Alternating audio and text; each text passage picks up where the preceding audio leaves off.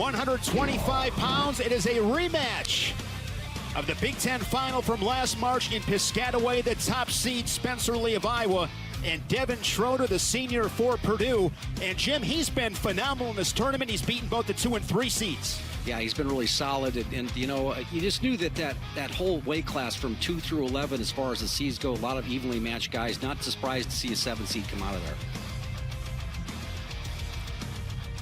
Spencer Lee, the 2-time reigning national champion, looking for his second Big Ten title. Devin Schroder being introduced as he makes his way down the carpet onto the big stage of the championship mats here inside the Bryce Jordan Center. And Spencer Lee from Iowa, a jog he is very familiar with. And here you see their path to this final. Spencer Lee getting that quick pin against Foley in the semifinals. And as I mentioned before, Schroder, very impressive. He beat the number 2 seed Cronin 3-1. Followed it up last night in dominating fashion, 10-0. TJ with Schroder, very good in that top position. He is, and it's the influence of assistant coach A.J. Shop, who was so good at it when he was at Edinburgh, and he's very tough on top, but he's got to get there. So he's got to, his key is to keep this match going so that he can get on top, and that's easier said than done. In that final last year, it was a 16-2 major decision for Spencer Lee. Jim, the story has always been a quick start. His urgency is in all caps. He's relentless. It is in all caps. And, you know, I think you always look for improvement even amongst these great wrestlers. And with Spencer Lee, I think the improvement this year has been, you know, is not necessarily going for the tilts as much. He's looking to put shoulders on the mat. And I think that another, you know, subtle way that he's improved this season, when he gets in on a shot, his percentage of finishing is pretty close to 100%. Here's a shot from the Boilermaker, Schroder. And that's exactly what Schroder needs to do, is to go out there and create some action. He can go ahead and dump Spencer to his rear end there, try to scoop that bottom leg, but now you see the flexibility. He's able to get to the far ankle and drive through and get a takedown. Devin Schroder with a takedown to go up 2-0. That's just really well done. Let's take a look at this on the replay.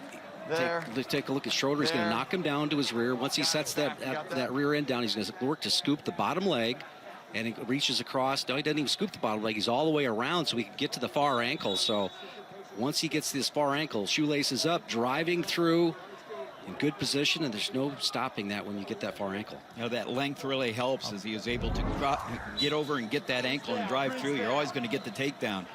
Well, key moment in this match here because Schroder is exceptional in the top position. We'll see if he's able to do anything with that.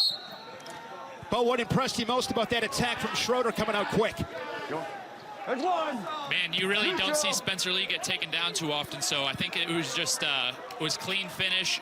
He kept the pressure on Spencer Lee, and he really used his head. You could see Schroder's head was right in Spencer's ribs, which is exactly where it should be the whole time. So he's in on the leg again, and we'll see if he can convert again. Devin Schroder's been the aggressor with 2 leg attacks extended now underneath, trying to work back up. Good recovery there from Schroder, who leads it 2-1. And here's Spencer Lee doing what he always does. Yeah, that was a great job of defense by Spencer with his hips as an anchor to keep Schroder off it, and then dropping right back in with that dump. 3 unanswered for the Hawkeye Lee. And some near fall as well. Keep working, gentlemen, keep working. 1:15 remaining here in this first period. Keep working. Schroder out of Grand Rapids, Michigan. Grand Rapids Central Catholic. Was an NWCA first-team All-American a year ago after that runner-up finish in the Big Ten Finals. Ranked 12th in the country.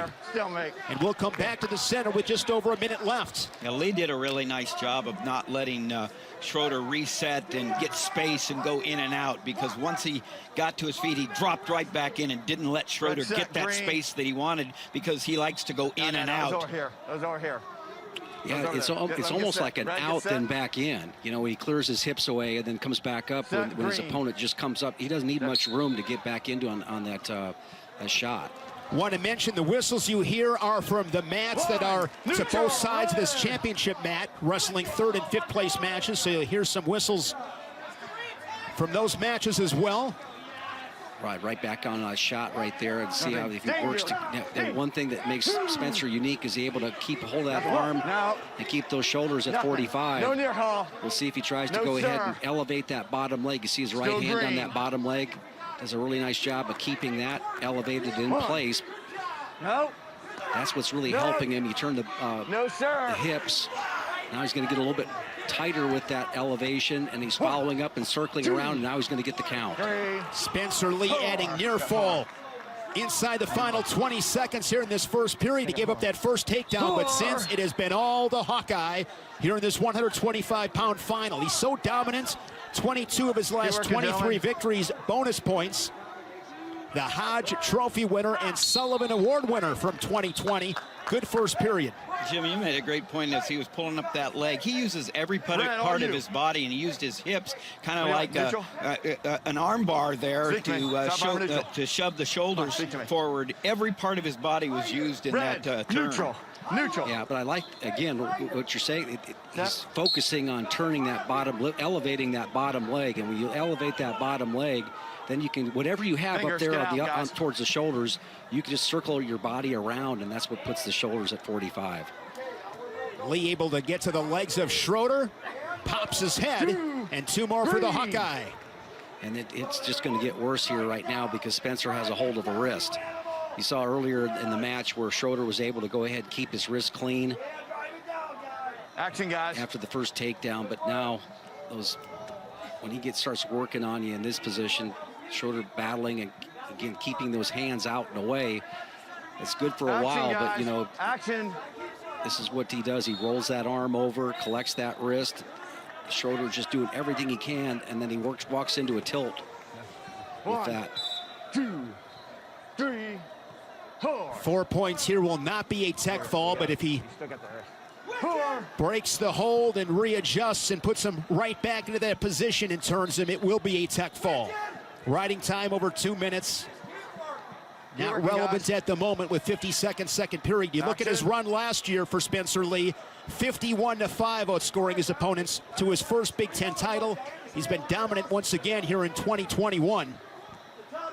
Just so strong. You know, just when he grabs something and pins it to his chest, it's a matter at that point in time, he just takes himself almost to a 45-degree angle and gets the points. So another near fall set up player, and that makes it a tech fall. It looks like a football score, but it is a tech fall for Spencer Lee, 21-3, and the Hawkeye claims his second Big Ten title.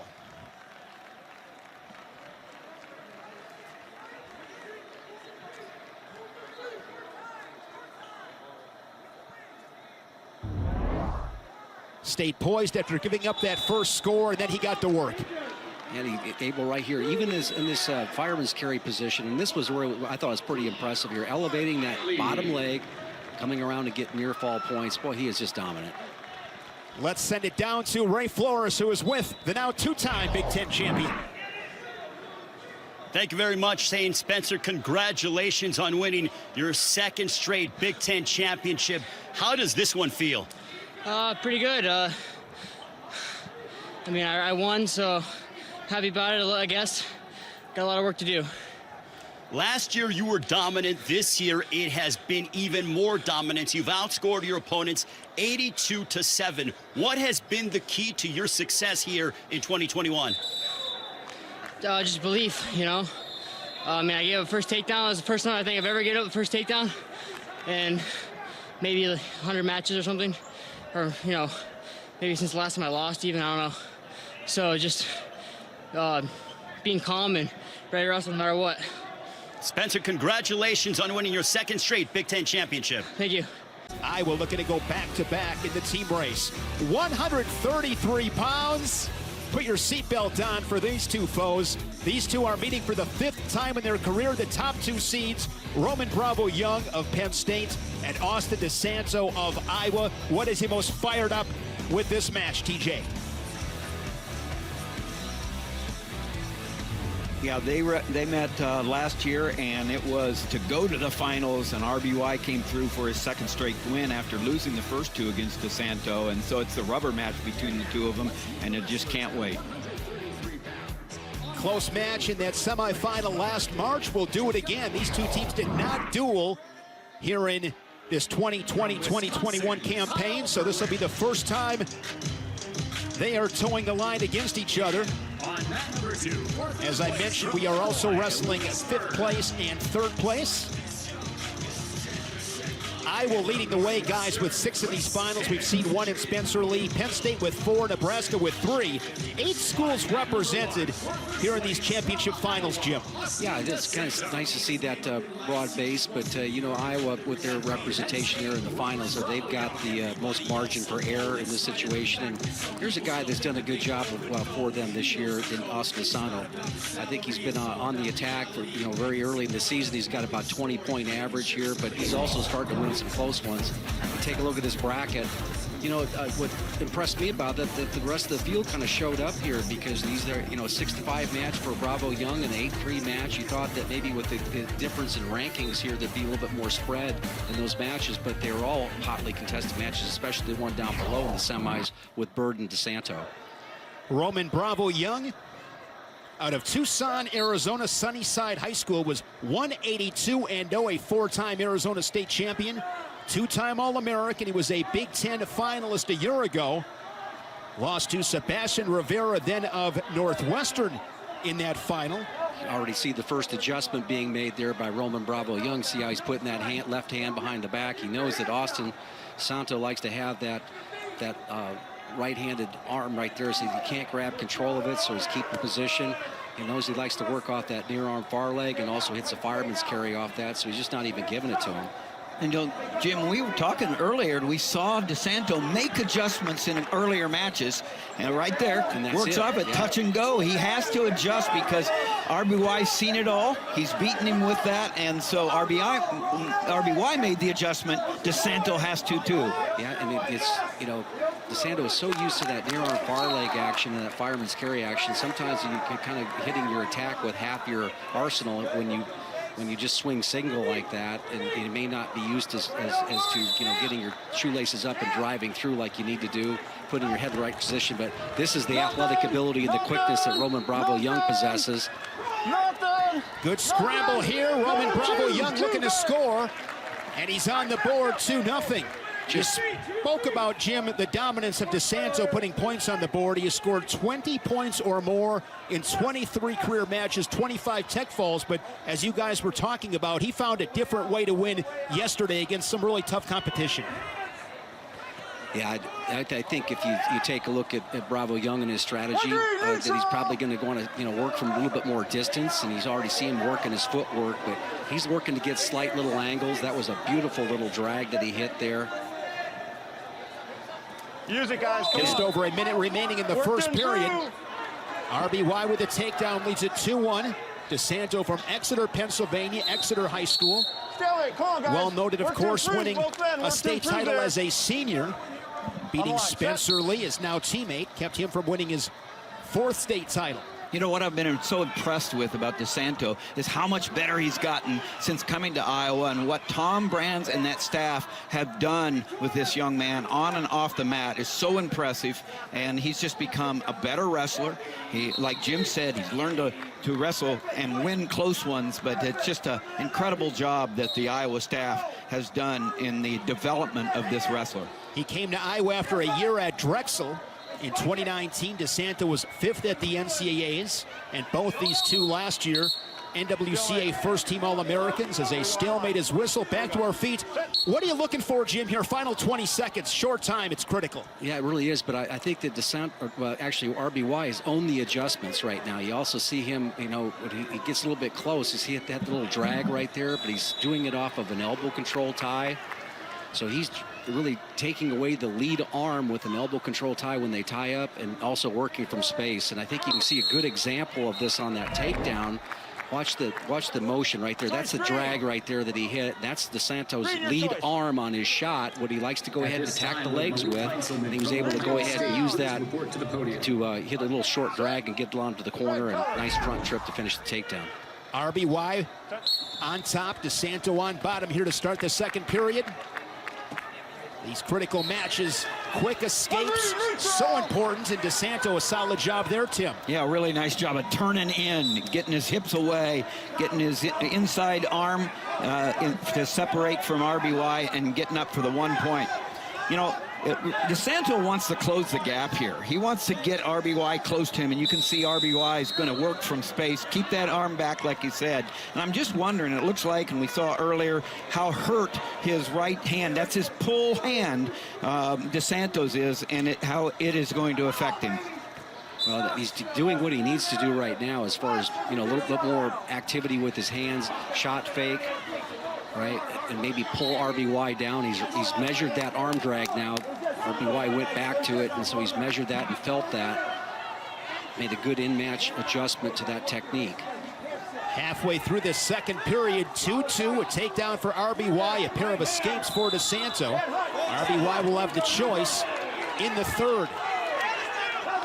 RBY, the first of 4 Nittany Lions in these finals. See how Desanto trying to get his elbow free, and now he just is able to shuck that by. That was the lead arm on his shot. He went ahead and grabbed the elbow control earlier. We saw that in the match, and this time was able to go ahead and pass it by. It was beautiful technique. Yeah, both times Desanto got extended. That's how the first drag happened, and then the go around there, RBY really getting Desanto to get extended and be able to execute those takedowns. I think that's a good point. He almost has a double reach when he goes at it here. Just in the nick of time, you heard the count. If that count would have reached 5, it would have been a stall call on Roman Bravo Young. That's the drop-down rule, but he was able to work up and cover before it reached 5. In short time at the end of the second period, Desanto, actually RBY has a wrist, and he has that wrist that Tim was talking about. Tied up pretty well there. RBY getting his second takedown. What do you see, Bo? You know, I think that RBY is attacking from real unorthodox angles. Desanto's probably not used to with those drags and that little slide by, and so that's something that Desanto will have to adjust for. And I think in addition to that, just seeing the right at the end of the period was really big for Roman. Want to finish those periods on top, quick escapes, knowing how to navigate the edge, those little things that win big matches. Of course, mat returns, always important. Bravo Young to his feet. Quick escape here if he can maintain his riding time. I don't think it's going to be a factor, but he did cut it. Now look for Desanto to do everything he can to make this as a physical match as he can. Nice job of squaring up here by RBY. Desanto trying to come out the back door, and he's got his head stuffed right now. Look for him just kind of drive RBY off and get a new start.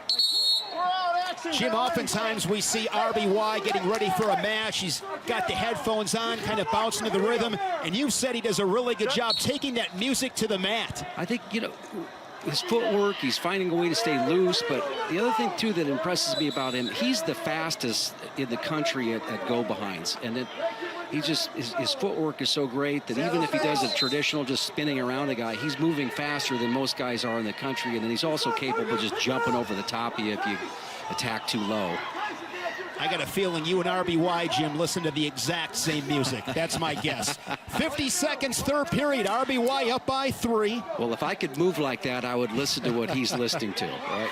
And it looks so athletic. It looks unorthodoxy and everything, but he does a great job, RBY, of lowering his level changes to get those angles and those takedowns. Does he have an earpiece in his headgear where he can listen to us right now? He is right on cue with the footwork. He's 30 seconds away from a Big Ten title.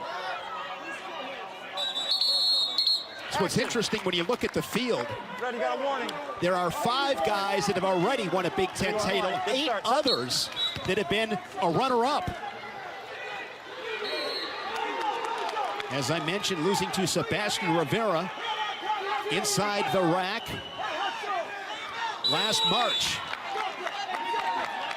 Yeah, but this is a different version of RBY, and it's 3.0, and it's certainly, you know, improved athletically, and it's always been there, but now he's got the strength and the power to go ahead and become a champion. A 5-2 decision for your Big Ten champion, Roman Bravo Young, at 133 pounds.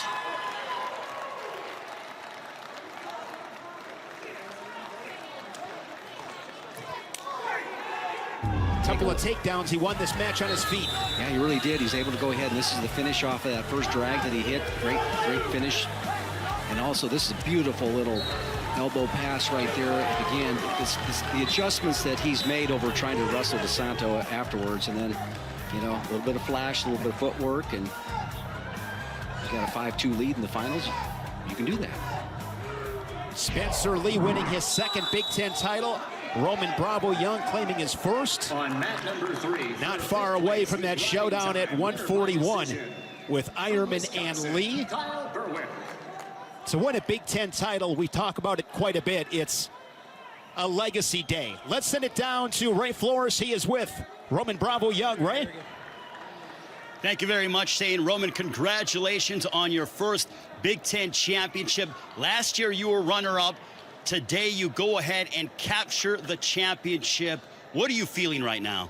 You know, it feels good. You know, just having fun out there. We had a game plan, stuck to it, but it feels good after losing last year. Now just get ready for the big show.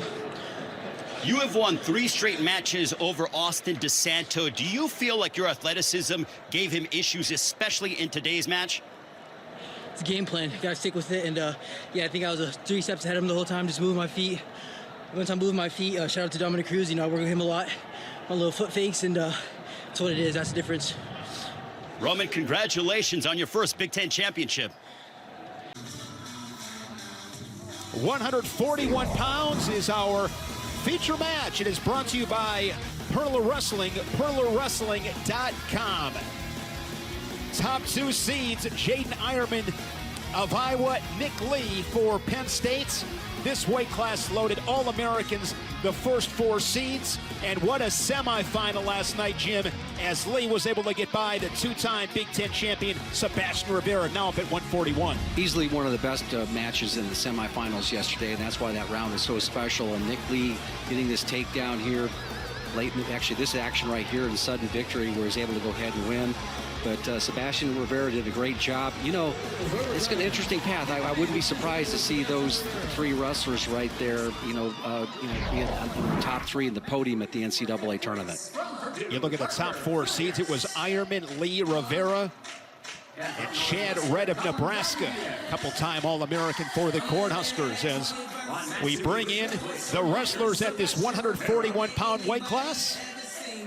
And you see Sebastian Rivera making his way down the carpet. That's going to be a fun match between he and Chad Red. Nick Lee has done this before. Wrestled Luke Pletcher in the Big Ten final last year. Fell to the Buckeye after beating Pletcher in the Penn State-Ohio State duel. And there he is, Jim, one of the best nicknames that really fits him. The Riddler, Jaydin Eierman. Yeah, the Riddler. Did a nice job in his match there with Chad Red Jr. and you know, the match that we just got done talking about. But the Riddler's been pretty dominant in the top part of that bracket. But I would tell you that this is going to be an exciting match. You know, and the reason why I know that for sure is because Eierman wants you in on his leg, and Nick Lee wants to get to your leg. All right, so what are the adjustments in the finishes that are made? And it'll be very exciting. The action is going to be epic. And action is the word here, because the last thing Eierman wants to do is stand around. He wants to create scrambles and flow through it all, and you know that Lee's going to come after you. These 2 guys met back in the 2018 NCAAs. It was 12-4, a major decision for Eierman. But Lee beat him in freestyle recently at the 2019 Senior Nationals in December of 2019, and a good start for the Nittany Lion. Yeah, just got a little elbow pass there, fouled it up. A good mat return.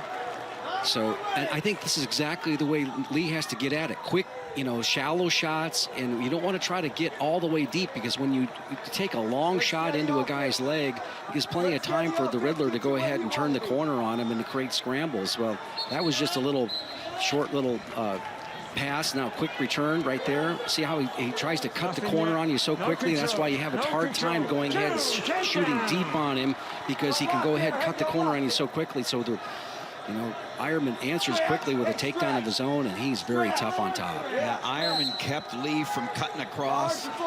Lee wanted to cut across to the other hip, and Eierman beat him to the punch. Well, again, it's just the adjustment. You don't have to worry about penetration on a guy like Eierman. He wants you in there, and that's just the beauty of his style.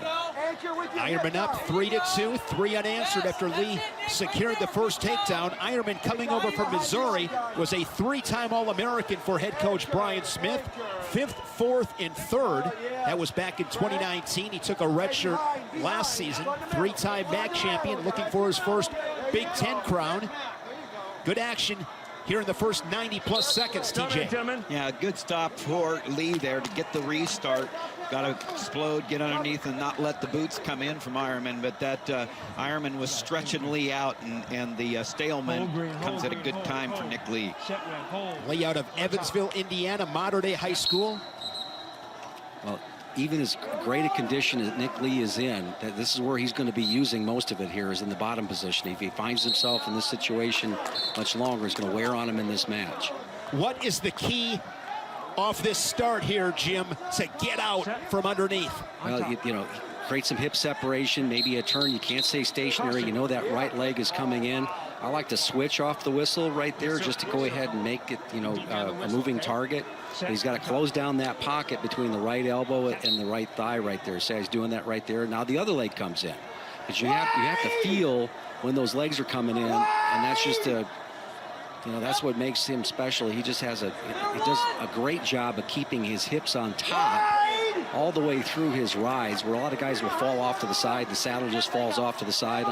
Well, he keeps his saddle right where it should be. Riding time over a minute here for Eierman. 40 seconds, first period. Yeah, Jim, you mentioned feel, and you were talking about Lee, but Eierman, that's a big part of his game.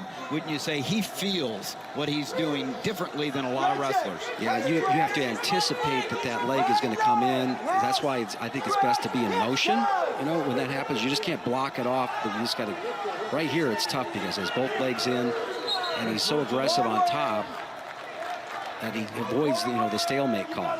Cranking away on a power half, putting a lot of pressure on the Nittany Lion. Lee as riding time approaches 2 minutes. And he'll finish the period on top. Here's that takedown from the Hawkeye Eierman. Yeah, shot, and you can see that Lee wanted to get back out of that position, and he had already just, you know, stayed on his feet and cut the corner slightly and then just drove right over him. Just Eierman will go on bottom. It's so difficult to prepare for this guy. Yeah. You just don't know what he's going to do, where he's going to go, and I think you're exactly right, Jim. Very, very hard because his feel is so lethal.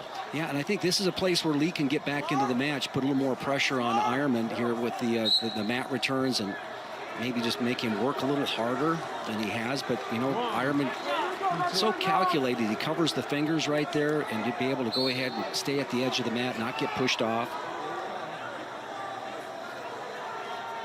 Pretty quick escape there by Eierman. Lee able to ride him for a short period here to start the second. Eierman, 158-0, a 4-time undefeated Missouri State champion out of Columbia, Missouri, Father Toten Regional Catholic High School. He has done a lot of winning on a wrestling mat, Jaydin Eierman. So if you are Nick Lee right now, Jim, knowing how Eierman is, allowing you getting to the legs, what adjustment can he make now? Well, I think what he's going to have to do is just try to stay out of that, keep his own tricep free, all right, and then get the lead leg on a shot right there, follow up. You see how Eierman's bent at the right knee right there? He's kind of a matador, you know, lifting his knee up as Lee basically shot underneath him. 35-6 second period.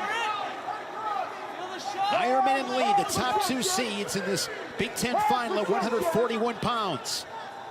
Right here, he has the tie that he wanted there, Lee did. Hey, get your head driver through him. Every time he gets the tie, Eierman comes out and gets rid of that tie. He's doing a nice job of controlling the head.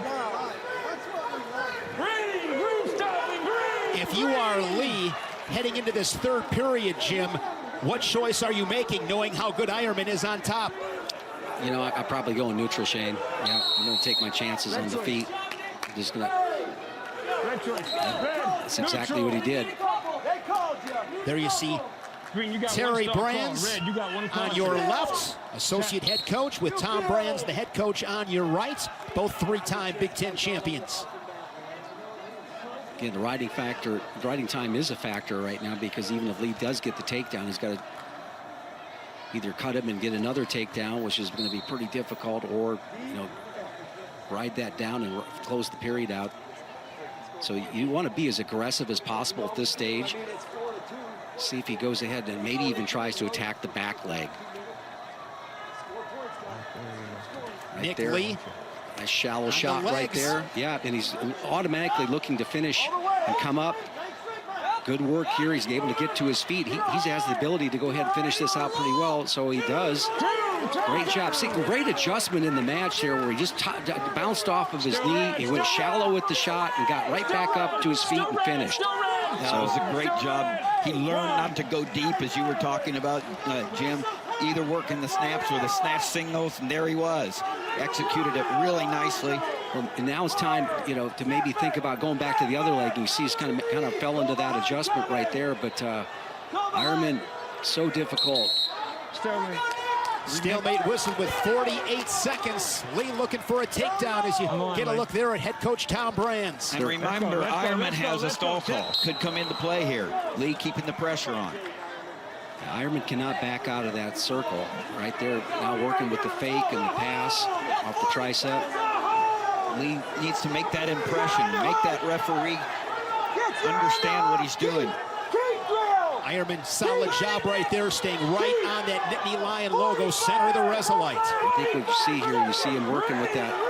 That's a warning and 1 point, so it looks like... Now a takedown can win it. But he needs it to win with the riding time in Eierman's favor. Eierman wants to make sure he keeps moving his feet. If he gets hit again, we'll go to sudden victory. Final seconds. He won 3 MAC titles, and now he is a Big Ten champion. Jaydin Eierman prevails for the Hawkeyes. It's one. For first place, the winner from the University of Iowa, Jaydin Eierman. That battle lived up to the billing. You see the great respect between those two. This 141-pound weight class did not disappoint at Big Tens, and it will not in a couple of weeks in St. Louis at the national tournaments. And it'll be interesting to see what kind of adjustments they make from this weekend. Yeah, but really good strategy, really good effort by both guys. Take a look at the difference in this match was this answering takedown in the ride out that Eierman was able to get right there in this position. Had to reach through and trip the bottom of the far leg right there, and then this sequence of riding where they actually got the riding time really made the difference. So there's Tom Brands. And Ray Flores is with the Big Ten champion at 141, Jaydin Eierman. Thank you very much, Shane. Jaydin, congratulations on the win. Your first season in the Big Ten as a member of the Iowa Hawkeyes, a Big Ten championship. What is the significance for you and your wrestling career? This is why I transferred, you know, to get better and better and better every day. And, you know, I'm regretting that match. It should have been way worse, but it's a learning point. And I'm going to be a different animal come March 20th. When I'm standing in that national finals ready for everybody. He came out aggressive during parts of the match, yet you remain composed. Tell us about your ability to not get overwhelmed by Nick Lee and focus on your game plan. Yeah, my game plan was just, you know, wrestling. Whatever I feel, take. And if it's not there, don't take it. He had my leg up in the air, and old me would have tried to fight it and do something stupid, and I would have paid for it. But learning as I'm growing older and older, you know, in the Iowa room, I'm learning to be disciplined. Pick where I'm good at and, you know, don't make silly mistakes. Jaydin, congratulations on your first Big Ten championship. Thank you. Jaydin Eierman. Stage is set for the 149-pound Big Ten final. The #1 seed, he was a Big Ten finalist a year ago, finished as a runner-up, Sammy Sasso. Head coach Tom Ryan calls him the Savage. And what a story it's been for Ridge Lovett, the true sophomore, for Nebraska, the 7th seed up from 133 a year ago. This is a guy that just lets it fly, big smile on his face. This will be an interesting style matchup. Well, this was one of the moves of the day yesterday here with that double overhook that Lovett was able to do against Max Murin, and so he beats the number 2 seed. So, exciting wrestler. Yeah, he's had a great tournament so far, and if he gets on top, he can turn you with cradles, and so he wants to be on top, and he can throw. Nebraska with 3 in the finals. They've been a really good story behind head coach Mark Manning. As we talked about earlier, great representation around the conference with 8 schools. Again, wrestling 3rd and 5th place matches as well. There you see Ridge Lovett and Sammy Sasso. Fell in that final to the Hawkeye Pat Lugo in Piscataway. And here is the path to how these two got to the final. Sasso over Canaan Store, Michigan, 5-0. Lovett, that big win over the number 2 seed, Murin, 11-6. And Michael Blockus gave him a good battle in the semi. It was Lovett prevailing 2-1. Yeah, Mark Manning, the longest tenured head coach in the Big Ten, has to feel good about the late season decision to move Lovett up to 149. He said Lovett has as much competitive fire as anyone he's ever coached. It's a big statement coming from the longtime Nebraska head coach. Lovett out of Post Falls, Idaho, 4-time Idaho state champion. Sasso, a 2-time Pennsylvania state champion out of Nazareth. Circle left, hard, elbow down. And Sasso, we saw Eierman at 141. He's another one of those guys, Jim, very dangerous with the cradles. We saw him this year pinning Mike Carr and Max Murin as well, so kind of a mousetrap as well. Yeah, but both these guys are really tough in the top position, and Lovett really commits to being in the top position. He wants to try to turn guys. He's willing to go ahead and give up reversals. But, you know, this is the area where Sasso, I think, is going to be really disciplined, and he gets to that corner right there. He's really tough with that, keeping a hold of that chin, drops back into that low single leg. And this is where Sammy Sasso likes to live. Really good at improving his position here, and we'll see if Lovett can get a stalemate. He does. Nice job there defensively by Lovett. Back to our feet. There you see Mark Manning on the right, longtime head coach for Nebraska. Fingers. I think it's really important for Sasso to be offensive, get takedowns early, to take the top wrestling of Lovett out of play here, make him having to come after him later. So it's early in attacks for Sasso, and that's what he does. He has a high attack rate. He needs to be on it here. You know, Bo, you've seen this Lovett wrestle, and you know that he's got an explosive style, likes to work with double overs. How does a guy do that against a guy like Sasso who's so controlled? Yes, bump to it. Right, that's a tough question. I would say the thing is that, you know, in addition to being able to do the throws and the big moves and things like that, you have to have a leg attack that you can threaten. And so if you can threaten a leg attack like Lovett did right there, that's where the big moves will start to come. That was a beautiful, basically a duck under right there, sweep to a double off of the elbow tie right there. And now if he can get a little mileage here, now he doesn't really try to ride Sasso that hard. That surprised you there, Jim? Just a little bit, but you know, you don't want to give up a reversal in that situation. I think that's just a little bit of respect for Sasso. Just over a half a minute remaining in this first period. Great level change and finish from Lovett. He's up 2-1. Sasso, an NWCA first-team All-American last year. Lovett was honorable mention. And here's Sasso looking for something in the final 20 seconds. These are the big points, if he can get it. He scooped the bottom leg, and let's see if Lovett can go ahead and really cling himself to that body, but I don't think he's going to be able to do it. He's got both cheeks on the mat right there. He's really covering the head pretty well. A lot of action there by Lovett, rolling him back. I got 2 green takedown, 2 green Takedown awarded with 2 seconds left. Yeah, nice job by Sasso coming around. He scooped that and had Lovett on his backside there with both ankles. That's 2 points in the book. Yeah, so you're good with it. Yeah, I think both officials are pretty good with this call at this point. I hear that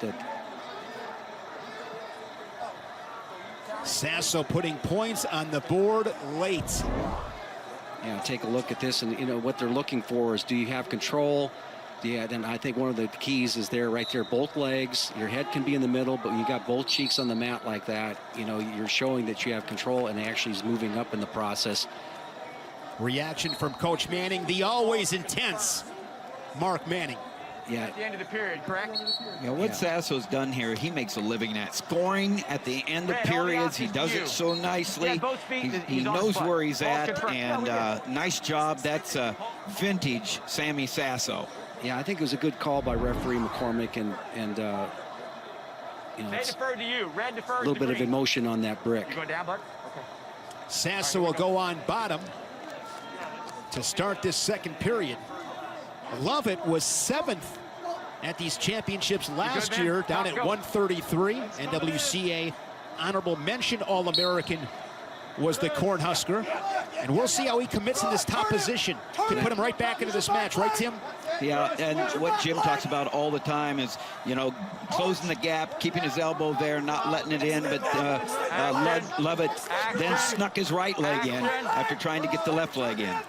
Yeah, now he's got the far ankle locked up, and this work here that Sasso's doing around the head is really kind of buying Lovett a little bit more time. Now he releases that, and the referee's got to watch this potentially dangerous situation with that left knee. Watch the knee underneath. Good work, good officiating there. Good adjustment there by Sasso, because he has the opportunity right there if he can pivot the hips and get the crossface. Yeah, you're always looking for a little bit of separation here before you make the big move, and he doesn't really have it. Lovett's going to come back on top. Riding time over a minute now for Lovett. Still red. Still in control. Lovett feeling really comfortable right there, Jim. Yeah, he's got him scissored up right now, both legs together, and he's got Sasso crossed over on the right hip. So now looking for a wrist to get a leg back in, but really has worked well for him. You'd like to end up finishing the period in the top position. Force the leg at that point in time. Again, looking, both these guys are willing to go ahead and put their knees in awkward positions, and great job of cutting across there by Sasso. Sasso's in good shape right here, sucking up a double leg. Oh, how's Lovett keeping his balance on this? But he's going to give up a reversal at the end of the period. Now Sasso will look to finish this period on top again. Scoring late, it was a takedown in the first period, a reversal here in the second for Sasso the Buckeye. Yeah, 20 seconds, 10 seconds. These seconds make a difference, and Sasso does such a nice job. What a great job at not panicking. That was hard work. Here's that reversal. Yeah, he's able to go ahead and lock right there. And you don't want to bring your hips too far up and too close. He lays them right back down there, and that's two. And you get both cheeks on the mat there, and that's great adjustment. Scored twice at the end of each period. Yeah, I'm impressed with both wrestlers because both showed some poise. Because Ridge Lovett there was in trouble early, and he didn't panic, and he stayed on top. And then Sasso comes back and gets that reversal at the end of the period. Big. If Sasso can hang on and win this title, it'll be the 10th straight years Ohio State has had a Big Ten champion. Sasso would become the 35th Buckeye to claim a Big Ten title. Still a long way to go, minute 40 here in the third. Sasso working that riding time now under a minute and showing his prowess in that top position. Yeah, how big was it that he got that reversal instead of settling for an escape at the end? Because not only did he get two instead of one, he got that riding time down under the minute with that end of 20 seconds ride and then this. Really veteran move by Sasso. And he just knows the right direction to move every time in these scrambles. Get off that, get off that. And if you're Lovett, you've had a couple opportunities to get to your feet. You know, Bo, I'd be thinking big move at this point in time if I was, Lovett here. Stand up, get to your feet, maybe turn in, double over, see if you got another shot with this. You set, go top. Yeah, absolutely. I mean, the first thing is getting to your feet, which is a tough task against a tough top wrestler like Sammy Sasso. Sasso's doing a good job of tying Ridge Lovett up, dropping to the legs when he needs to, and so Lovett's just got to work on getting to his feet here and getting I mean, he's not down too bad. There's a minute left. He's only down 3. All he's got to do is escape in a takedown to look to send us to overtime. So he's still got time here, but Sasso's putting a tough ride on him. Yeah, and right there, look for something big right now at that position, in that where he's looking for a mat return. Maybe you can take him to his feet, to your back. But if you can get to your feet, look for something big. One of the reasons Ryan calls Sasso a savage is because he knows how to, he's not fazed by discomfort and adversity. I see that. He's resilient. And I know that's what Tom Ryan there, the longtime successful coach there at Ohio State, loves about Sammy Sasso, because he knows how to win close matches. Ohio State winning the national title in 2015 under Tom Ryan. Here they wrestle at the edge. 30 seconds left. You hear the count on that drop down. Out of bounds. No and change. out of bounds. Sammy Sasso just calm, cool, collected. Tom Ryan often speaks about his leadership. Savage on the mat, but one of those guys, loves his teammates, self before others, a great leader, one of the black shirts of that program, representing the way you live your life both on and off the mat. Stranger walks into that wrestling room at Ohio State, and they're going to get greeted by Sammy Sasso. Got that type of personality, just pleasant person. Great leader inside that Buckeye wrestling room. He's 20 seconds away. He got a taste of it last March, but fell up a little bit short. But here in 2021, he'll take that next step up. Yep, he as came a Big up, Ten champ. Came up through the kids program in Nazareth, Pennsylvania, that great area, and making them proud. And another Big Ten championship for Ohio State. They go year after year. They've got somebody at the top of the podium, Sammy Sasso, this year. 10 straight years a Buckeye has stood atop as a Big Ten champion. Just a solid win and short time scoring. That was huge for Sammy Sasso. It showed the patience to get to that point, and didn't do anything, always turn in the right direction. Great tournament for that young man here. Like Tim says, you got to love it. So it's just, number 2 ranked wrestler. But let's take a look at this effort that he has. The first effort he got here was that takedown to get at the end of the first period. Almost the same identical position to get the reversal. He's able to adjust back there, and so. Sammy Sasso, Big Ten champion, he is with. Thank you very much, Zane. Sammy, congratulations on the victory. Your first Big Ten championship against Ridge Lovett. You scored late in the first period, late in the second period. Do you have a clock in your head to really turn up the intensity late in the period? Well,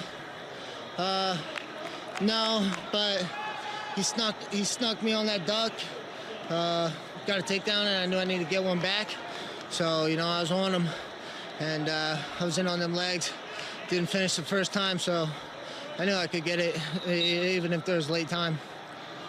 You are the first Buckeye to win a Big Ten championship at 149 pounds since Lance Palmer did it back in 2010. What does being a Buckeye mean to you? Well, it means everything to me. And, I love this program, and I love everybody in it. I'm going to keep trying to do my best. I want to start a new legacy here at Ohio State and start winning team titles. So, I'm always trying to get young savages in from high school to come be a part of what we got here, because it's something special here at Ohio State. Sammy, congratulations on your first Big Ten championship. Thank you. Sammy. Number 1 and 2. Familiar theme here at 157 pounds. Ryan Deakin, the reigning Big Ten champion at the weight class, and Kaleb Young from Iowa. These two with a history as well, with Kaleb Young winning 2 matches at the NCAA championships 2 years ago. Yeah, that's an interesting thing. A couple years ago, this was really tight, but I think that what we've seen over the last year or so has been a little bit of separation by Deakin. He's been a little bit more dominant wrestler. I think it started last year at the Cliff Keen tournament, where he was able to win that in a pretty good field. And, last year at the Big Tens, he's doing what he's been doing to this point here, is dominating. And I said before, I think he's the strongest guy pound for pound in the country. Yeah, you talk about the separation. It's not just from Young, it's from the field. And I think that's a good comment, Jim. In the semifinal, he beat Kendall Coleman of Purdue 14-1. That was the Big Ten final a year ago. And for Kaleb Young, had to get by Brayton Lee once again. He's done it twice this season. And that sets the table for 1 versus 2, a Wildcat and a Hawkeye. There you see Kaleb Young out of Punxsutawney, Pennsylvania.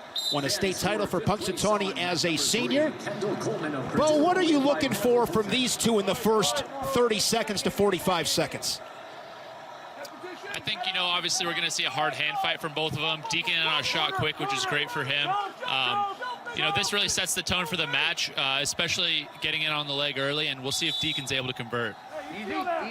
Fourth meeting between these two. As I mentioned, Young has won the previous 2. In the Midlands final a couple of seasons ago, Deakin prevailed 6-2. Both those victories for Young, 7-5 in sudden victory. Yeah, Young has shown that he knows how and can win on very close matches. That's why it's important for him to keep it close, to be there at the end, to give him that opportunity. There's a shot from Kaleb Young right into those strong hips of Deakin as he's able to keep square. Work through it, gentlemen. Work through it. And has that front headlock position on Young. Deakin out of Broomfield, Colorado, Legacy High School, where he won a state title. And I think in this match here, even though Deakin's, ranked #1, if I don't care if it goes back to junior high or grade school, if you've been able to go ahead and beat somebody before, that gives you confidence going into the match no matter what the situation is. So, like Tim said, I think it's important that for Young to keep it close and win a Kaleb Young type of match, where if he's ever challenged and almost threatened, he seems to come out of it and score points with it. And Deakin has to go out there and score points early, and got another opportunity to do that. Keep coming. Keep coming. Scrambling here midway through this first period. And who's going to try to improve their position in this situation here? It looks like Deakin is the one that's created a little bit of head elevation. Look for him to separate the hips a little bit more. He's trying to scoop the bottom leg. Right? Look for him to reach back with that left arm right there over to the shoulders.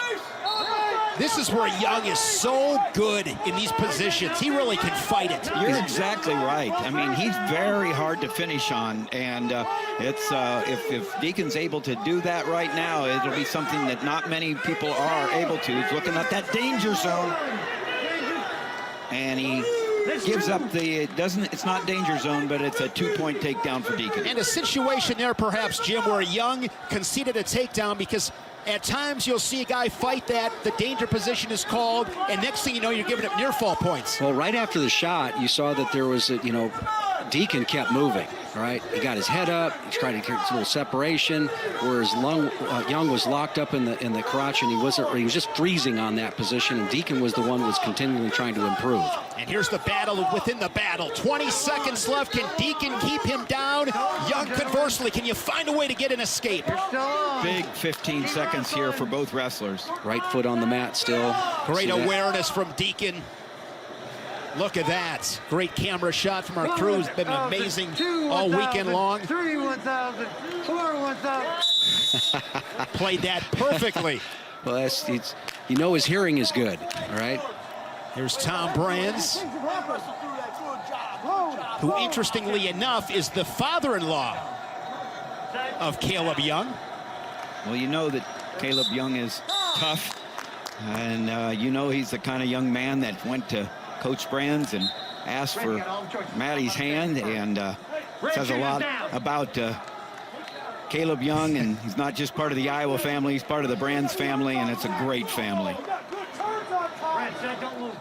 Riding time at 51 seconds for Deakin. He'll go on bottom. Quick stand up there from the Wildcat. You mentioned that, asking for the hand. I think if it was me, I would show up with half the team. Yeah, that's one of those situations I might choose to just text. Yeah, no, I don't think that would be a good idea, Shane. You would not be his son-in-law, that's for sure. This is really important here for Deakin. Like we talked about Young being hard to score on, but when you move like Deacon's moving, keep finding the angle, keep the head up and come around just like that. Textbook, but that's why he's done it. Jim pointed out. He just kept moving, finding the angle, came up on top for his second takedown. Really smart wrestling. He was smart at the end of that last period. We talked about it with his foot out there. Smart there for the way he finished. Really fast. Bo, when you watch a guy like Ryan Deakin, what are a couple of things that impress you the most? I think I see Deakin looking for more bonus point opportunities these days, which is really cool. You know, you see a guy like that, when you're always looking to score points, that just builds your reputation. You know, I don't think any of these guys at 157 really want to wrestle Ryan Deakin, especially having to compete against him and see him put up the points he has and the pressure he has. He's been really building his reputation and able to put up a lot of points on the board, which will help him, you know, as he moves forward. As we mentioned, Bo, Young is so tough to finish on. What are some of the intricacies to finish on a guy like Young? Well, what you see that Deakin's doing really well is he's collecting that ankle, securing it, whether it's with his leg, hooking it, or not letting go of it with his hands when he's in the scramble. And so he's really doing a good job of securing the ankle, and his head stays in good position. He's getting height with his head and using that effectively. So finishing a shot like that, you really have to use your whole body and just continue to keep wrestling through the whole position. Another situation, 15 seconds. Yeah, good work here with that inside wrist ride. A lot of pressure. And I think that not only is he strong, but he also knows how to use his weight in the right way to be able to make the guy underneath basically really work. So let's take a look at this second takedown.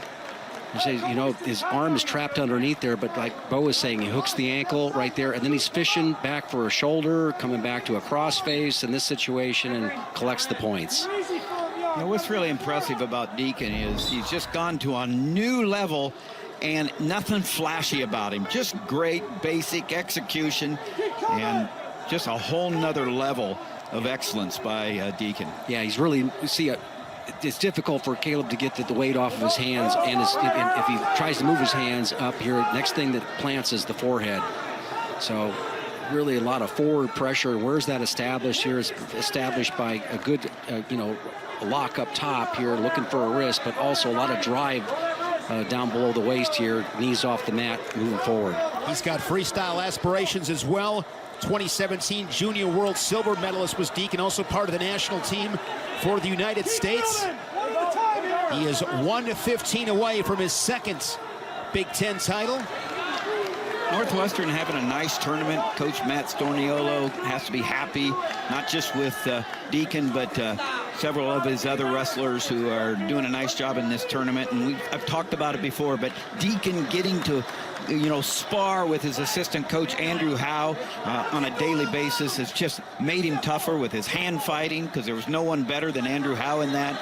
But that's what an advantage to have that kind of tutoring in the room. Andrew Howe, national champion for Barry Davis at Wisconsin. Can't imagine feeling those heavy hands of Andrew Howe. Well, to tell you what, Deakin's got a set of heavy hands himself, and you notice how easily he's able to peel that wrist back, because he goes for the back of the hand. He doesn't actually look for the wrist. He goes for the back of the hand. He's clasping it right, you know, almost right above your, right below your pinky, and it just rolls right out real easily. Ryan Deakin, a convincing victory. Couple of takedowns, and we'll take riding time over 4 minutes. A dominating Big Ten title run in 2021 for Ryan Deakin, as he becomes the 9th Wildcat to win multiple Big Ten titles. There you see head coach Matt Storniolo. And you're right, TJ. Northwestern, a good showing here at Penn State in these championships. Ryan Deakin runs off. For third place on mat number 2, winner by decision from Minnesota. Tara takedowns the difference here, Jim. Yeah, almost similar scrambles, but the good work here by Deakin, and you see it, just the pressure he puts on, and this is almost identical to the way he rides. He gets flares out right there, keeping a lot of weight on his opponent all throughout the match. Really impressive, dominant performance by Deakin. Alex Marinelli, the Bull. 4-0 this season for the Hawkeyes. He'll meet the number 3 seed from Ohio State Ethan Smith, who comes in with a mark of 11-1.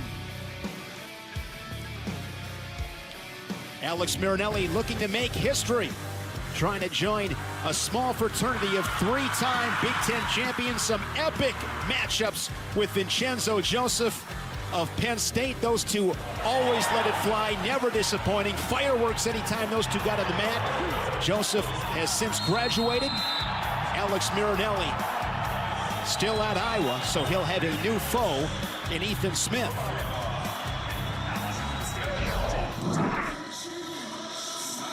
There's Tom Brands, Ryan Morningstar on the left on your screen.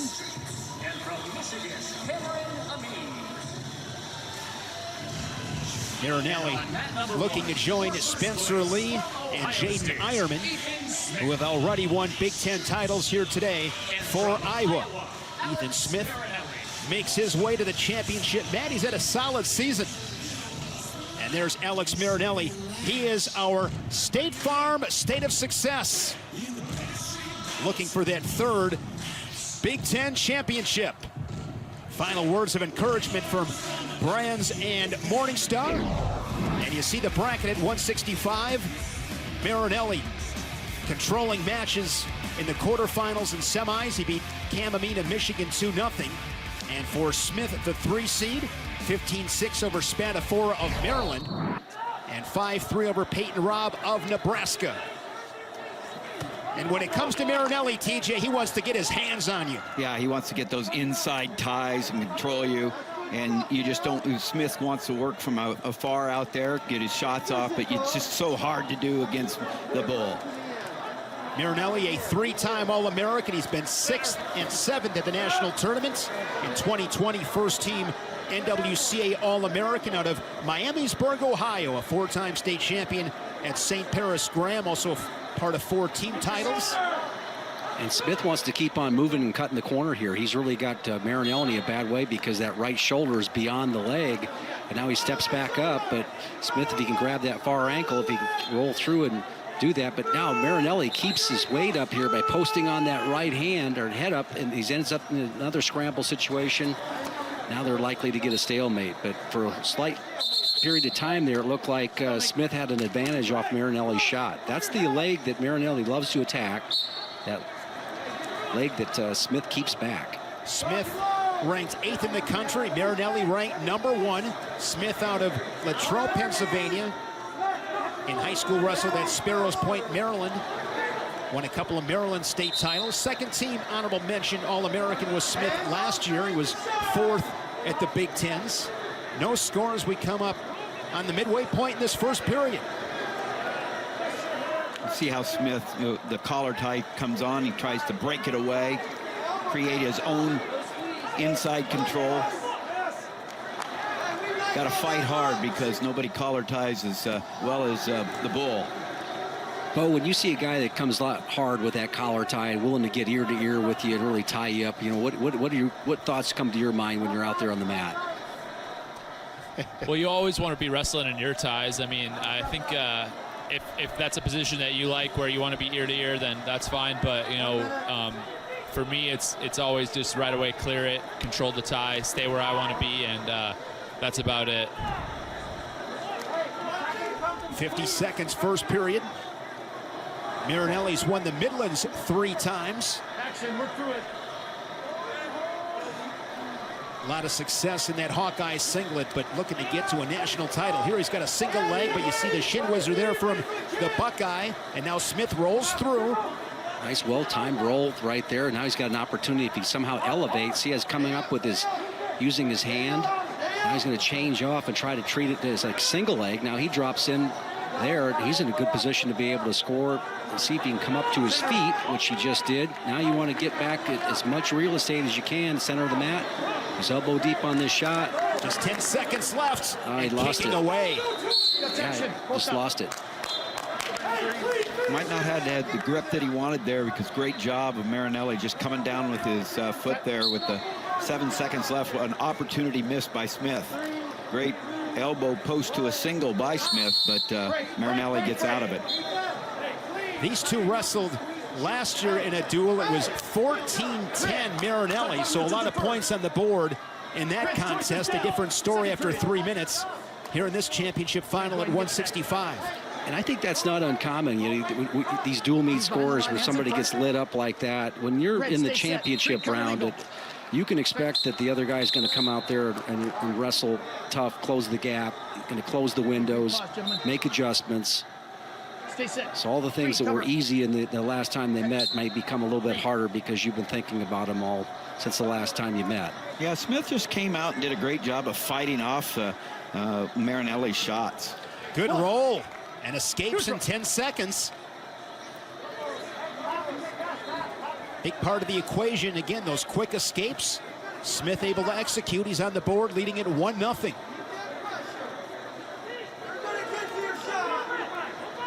Oh, I see that he's looking to, you know, coming off that collar by just hitting the wrist, and now it's just a great double leg shot right there. That was really well timed by Marinelli. What did you see there? We're out. Prior to this, he'd only shot head outside or single leg shots, and so he adjusted, made a good adjustment, and shot a double leg. So Smith wasn't able to scramble out or roll, and that was the difference. And when you get on that double leg, it's a lot easier to finish. So good to see that adjustment from Marinelli. You know, this is a high pace, too. I think it favors Marinelli with high pace because he usually figures it out and throughout a match and finds ways to score like he did. We're neutral. We're neutral. An escape there by Smith. We are locked up at 2. Inside of a minute, 55 ticks in the second period. But you got to like the fact that he's staying in it with these quick escapes. One to start the second period, and then one right there after the takedown. Only 34 seconds of riding time. So if you're Smith, you can be patient. You know, make sure that it opens up. Don't force anything. Once again, an attack there by Marinelli. A little more shallow. Yeah, straight on and shallow. Maybe not as committed.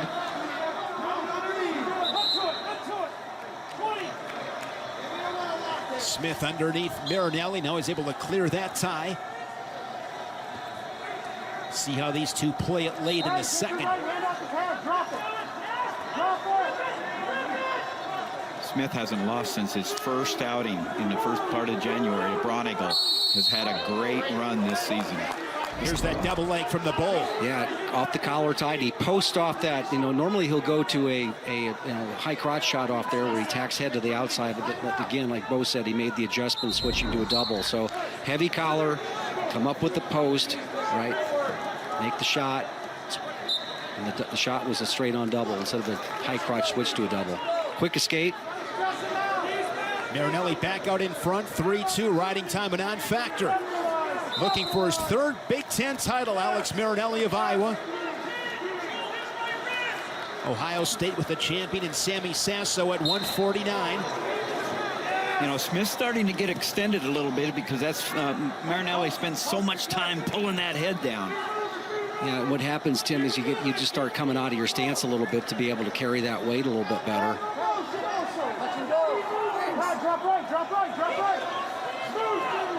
You hear what they're talking about. They're talking about dropping right. I think that's Smith's corner basically asking him to kind of go ahead and go heavy with get some sort of angle attack to that back leg of Marinelli, which is the left leg. Smith's best opportunity came late in the first period. It was off of Marinelli's shot, and he was able to get to the roll through, but doesn't look like can get close enough to that left leg of Marinelli to make it work. Marinelli has not yet been called for stalling. Doing a nice job right there, keeping territory center of the mat. Yeah, he's pulling on the head, a couple of like the shallow shots. They're still body shots, and that's hard to take.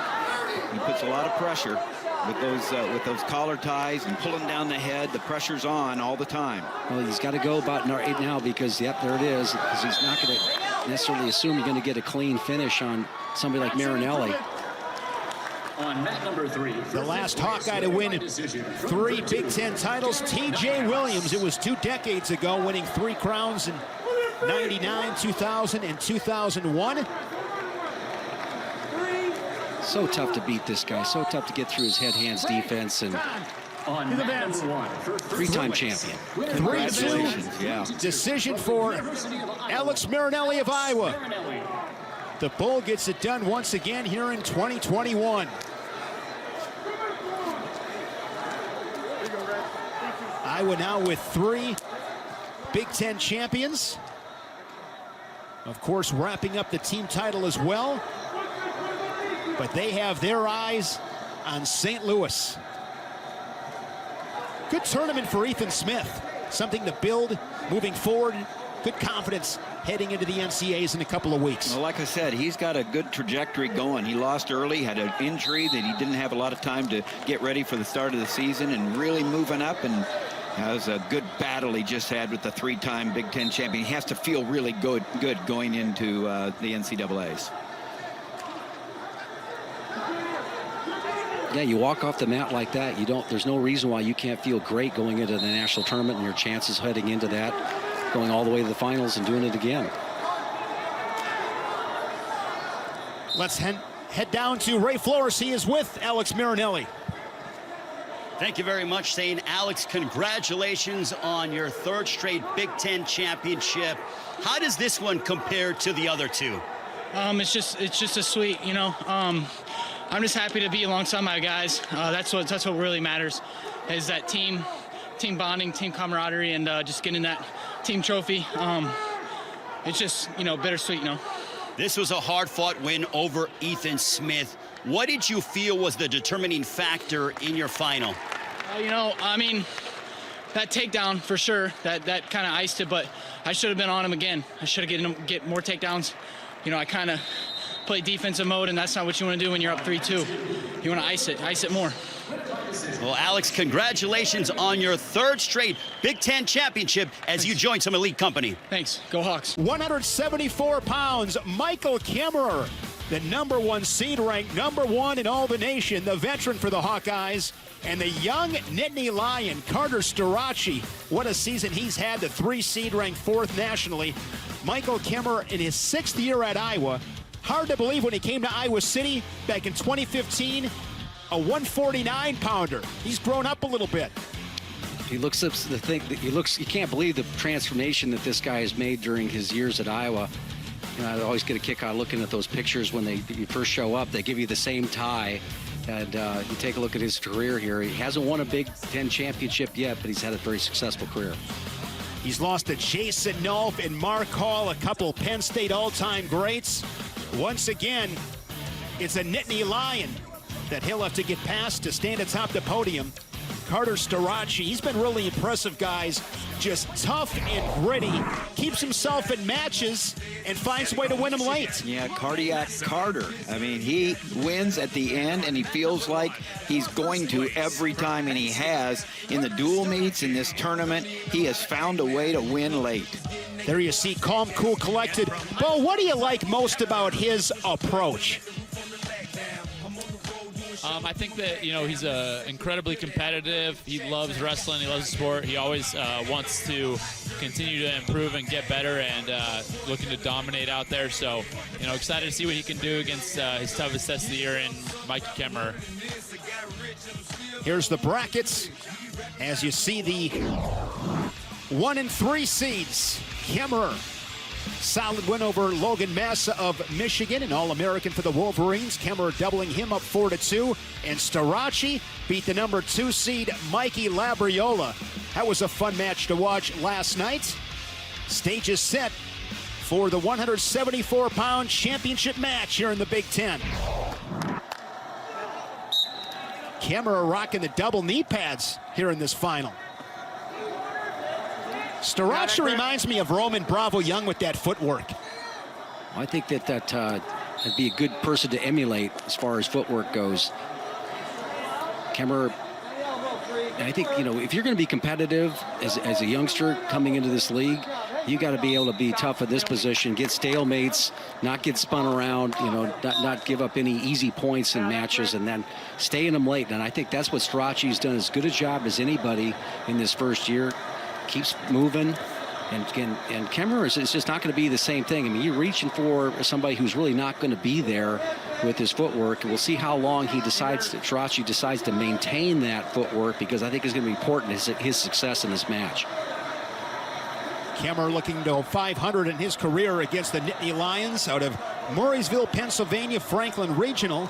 Four-time finalist, when a state champion as a senior, was a high school teammate of Spencer Lee. Kemerer working an underhook on the right side. Starocci, Cathedral Prep, Erie, Pennsylvania, two-time state champion. Really impressive redshirt year last year for Starocci, was 18-0. And TJ, you saw him win the Southern Scuffle. Yeah, I was down at the Southern Scuffle just enjoying it, and I said, who is this guy? And he goes through and dominates and does a great job, and obviously he's one in the Penn for Penn State that we were knowing to look for, and he certainly emerged. 125 in the first. Nothing on the scoreboard. Kemerer's won a couple of Midlands titles, both those down at 157. At the NCAA championships, he's been third, fourth, and last season, first team All-American. There's Kemerer with a shot, head to the outside, crackdown position. And he's the best in the country at that. He just cracks you down right there, and you saw that right arm swim across and capture the far leg. It was just really well done. And, you know, Starocci was circling into the leg that Kemerer wanted to shoot to.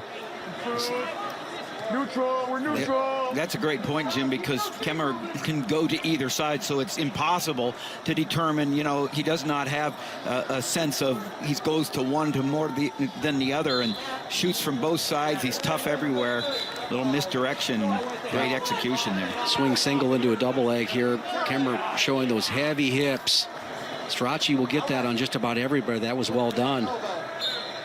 Kemerer contests everything defensively. He does that just as well as he executes his offense. Good example there. It's one thing to get to him. It's another thing to get through those hips. So powerful, they come crashing down. It's really counter offense over defense. Yeah, and another thing, Kemerer, wily veteran, he's not going to fall for those body fakes of Starocci. Yeah, it's really important. Take a look at what the vision is. So take a look at this circling action here, all right? Collar tie, basically gets him out, head to the inside shot, but pops it up right here. And see how he elevates that leg and almost, you know, we always talk about shelving the leg. Well, he was able to go ahead and do that with the inside arm right there and rock him back and then use that shelving action basically to then he cut across to get to the double. Kemerer quickly to his feet. Starocci stays with him. Good work there from Starocci to maintain control, but great movement there. Kemerer just never stopped. How about those feet? I mean, they just kept going pound, pound, pound, pound. His feet action was the reason that he got away. Yeah, but he also dropped his hips, and when it makes more pressure, it makes the guy carry the weight with his arms, and pretty soon you just fall away. But I also like what he did. He didn't go off the mat. He refused to get pushed off the mat, circled back in. Now those heavy hips that you were talking about, Shane, come into play. Starocci crunched underneath. So much downward pressure from Kemerer. Bo, when you take a look at Kemerer, and he's just got, seems like he's got an anvil in his rear end there when guys get on their legs. What do you see? Yeah, I mean, he's doing a good job of keeping pressure down, weight down, and you know, not letting Carter get off to the side. He's keeping his weight, you know, directly over his head. So that's all stuff that you need to do if you're going to be defending tough shots like what Carter's doing right now. Yeah, the shots aren't bad. You know, they're pretty good. And he's getting in fairly deep. Kemerer up by 2 here in this second period. Every part of Kemerer's game really going well. Even to make those hips work, grabbing the ankle was key to it. Everything that Kemerer does, strategic right here, the hips again. See if Starocci can get the corner. He's got a hip over the knees. See how the hip's onto the right side of the knee. Starocci trying to come back up. Oh, picking an ankle is Kemerer. Getting that ankle is so important for Kemerer there. He's always looking for it. And Kemerer might be getting some back points here. 2 and 2. What's interesting there, guys, is that reminds me of what happened to Kemerer last year against Mark Hall. Yeah. See when he gets the ankle on the replay here. Watch when he comes back and does the ankle pick. He's going all the way back here, and then he elevates it, but he gets his head and he posts that right hand up. Now he's in a position to improve, right? And he can roll back and get the, expose the shoulders right there. Gets the danger zone call and back points to go along with it. Kemerer opening things up. There's Starocci with an escape, but a go behind attempt from Kemerer. And as Tim mentioned earlier, Kemerer has the ability to go to both sides. Notice he's on the other side of the leg. We'll see how his finish is at this point. Nice job by Starocci holding out of the arm, but he limps back out. Now he's got a cradle locked up. Starocci showing off some flexibility. They wrestle at the edge with 1:25 remaining. See if Kemerer can turn this into any points, or will we get a stalemate or out of bounds? No control. Keeps that left foot inside the circle. If nothing else, taking some time off the clock. We'll come back with 1:08. This is as impressive an array of skills as we've seen all finals by Kemerer. Really making this opportunity in his senior year. If Kemerer hangs on, he'll be the 7th champion that we've crowned and the 7th #1 seed. The Stars have shown up here in Pennsylvania. Of course, Kemerer in his home state. You know, Kemerer doesn't really need to shoot here right now. So if you're Starocci, you've got one free look, knowing that he's not going to attack you, to see if you can go ahead and make a difference in the next time that these two guys meet. Because I think that's going to happen. These guys are going to see each other again in big match situations.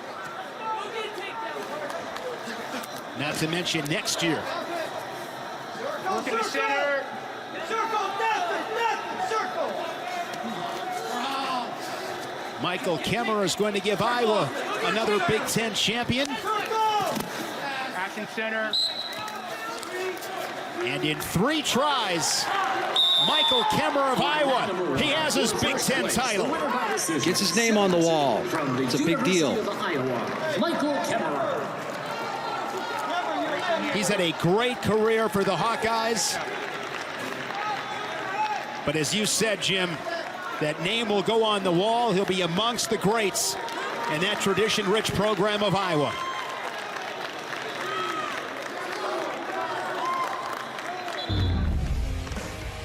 Take a look at his first takedown. He's able to get head to the outside. Now the crackdown, now the shelf effort right there, keeping that ankle high. Now the counter, he was able to go ahead with his little ankle pick right now. Immediately gets up and keeps his elevation right there. Gets back points on Starocci here by pinning him down there. After the takedown, gets a 2 count. Solid work. 4-point flurry there for Kemerer. And let's send it down to Ray Flores, who's with Big Ten champion Michael Kemerer.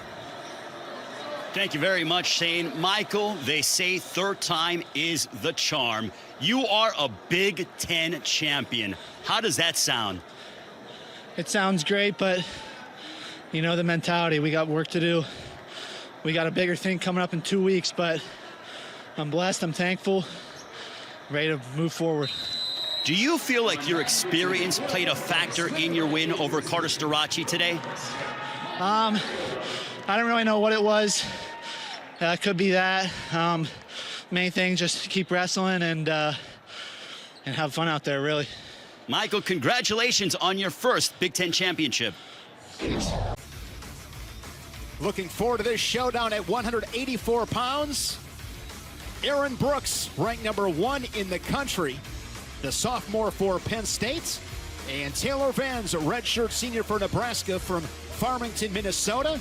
He's had some great mojo. You see the confidence in his performance at these Big Ten championships. Aaron Brooks, 1 loss in his career, and it was delivered by Taylor Vans. It was back in January of last season, a 9-5 win by Vans in the dual meet. Brooks came back at the Big Ten championships and was able to pin Benz. Wrote that wrong. Would have been the Big Ten championship match where he beat Cameron Caffey of Michigan State to win the crown at 184. Here's Taylor Benz and Aaron Brooks.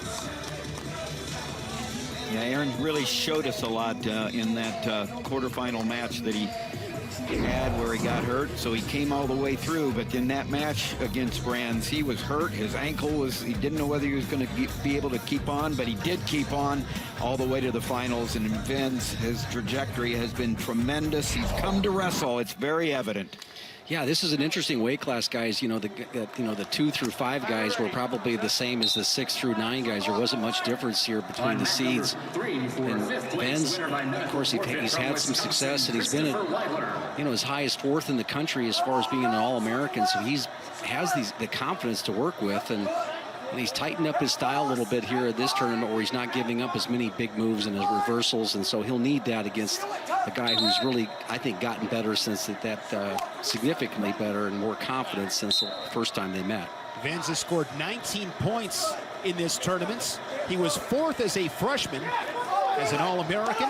And here's Benz, a good opportunity. Can he score first? There's a takedown. Great level change there in the low single. Caught the ankle, got the other ankle, drove through, and got the 2 points. Really nice job of changing level and driving through. Whoa. Brooks comes right back at him. Love the flurries here in the first 50 seconds of this first period. Treetop single here from Brooks. Wants to make sure he gives himself enough room. He's got it elbow deep. He's going to drive around, and nice little finish there at the edge.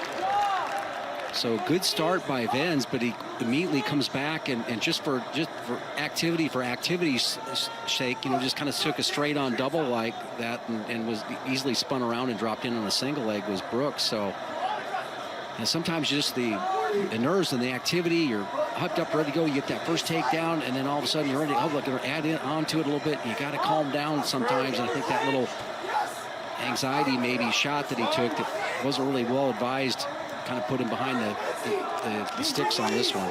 Aaron Brooks, Big Ten Freshman of the Year in 2020. That was the 3rd under head coach Cale Sanderson. He joins David Taylor and Jason Nolf as recipients of that honor. It's been dominant all season long in the shortened season has Brooks, but you spoke about it before, TJ. He showed some flat-out guts in that win against Brands. Yeah, guts and gumption, real man stuff there when he continued on and then scored some big points and won that. But, he just forces wrestling positions. He gets in and figures out how to score. And I mean, Bo, you wrestle with him. He just looks like a guy that wants to get in there and get in positions and figure it out as he wrestles, and he does it really well. Absolutely, very fluid wrestler. You saw it on the go behind of his transitions. He has a great natural feel, so, 30 seconds left here. Building that riding time. We're looking for Aaron to close the period out on top. Yeah, and you can hear the corner saying, be patient, be patient. They're looking for, not to give Benz anything, but he's kind of a guy that takes advantage of any overcommitment and looks for reversals. Final seconds in this first period. Benz got that first takedown. Brooks answers with one of his own and the ride out to lead 3-2. Look at this misdirection. I think he able to hit right there, drives right through, has that ankle bent right there, and then able to go ahead and leap through to get to the other side. And here's the go behind and then dropping over into a leg right there. It looked like he was almost dumped off to the side and was able to go ahead and scramble back, and there's a nice finish he had at the edge of the mat for his takedown. Yeah, Benz can't take bad shots like that. Brooks's reattacks are too good for that. Yeah, I just think it was feeling good, and I'm anxious to get this thing going and add to I got a good clean takedown and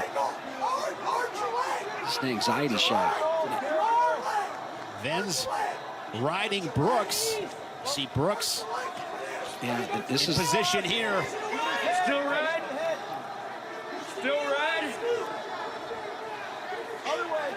Still red. Yeah, lost the leg right there. Now he gets the leg hooked back up, but if Brooks able to keep his head up and make a good turn. You saw where he lost the leg position, Benz did, and Brooks took advantage of it. So Brooks is so impressive wrestling through the situations. He's just looking, what can I do? He's not going to stop. He's not going to give up on any position. What can I do? And as Bo said, he has this feel, and man, that's just really impressive, wrestling through the positions as Brooks does. Well, Bo, what I see here is that the guy that you put a leg in on him, and he's looking for the reversal. He's got a really good feel in that down position. There's a nice escape from Benz. Neutral.